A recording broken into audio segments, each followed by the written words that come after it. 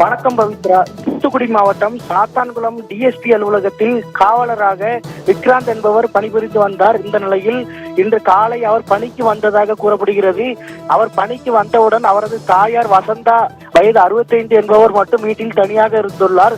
பின்னர் இன்று மாலை 7 மணி அளவில் அவருக்கு ஒரு செல்போன் அழைப்பு வந்தது. அந்த அழைப்பில் அவரது தாயார் மயக்க நிலையில் இருந்ததாகவும் கொலை செய்யப்பட்டு கிடந்ததாகவும் தகவல் தெரிய வந்தது. அதன் பேரில் சம்பவ இடத்திற்கு சென்ற சாத்தான்குளம் டிஎஸ்பி சுபகுமார் தலைமையிலான போலீசார் மற்றும் திருச்செந்தூர் டிஎஸ்பி மகேஷ்குமார் தலைமையிலான போலீசார் சம்பவ இடத்திற்கு சென்று விசாரித்த போது அவர் கொடூரமான முறையில் கொலை செய்யப்பட்டு கிடந்ததாக தெரிகிறது.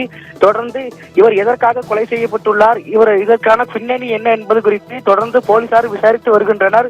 கைரேகை நிபுணர்கள் மற்றும் மோப்பநாய் தடுப்பு பிரிவு போலீசார் அனைவரும் அந்த சம்பவ இடத்தில் விசாரித்து வருகின்றனர். மேலும் சாத்தான்குளத்தில் காவலர் வீட்டில் காவலரின் தாயையே கொலை செய்த சம்பவம் அப்பகுதியில் பெரும் பரபரப்பை ஏற்படுத்தியுள்ளது. பவித்ரா, நன்றி மணிகண்டன்.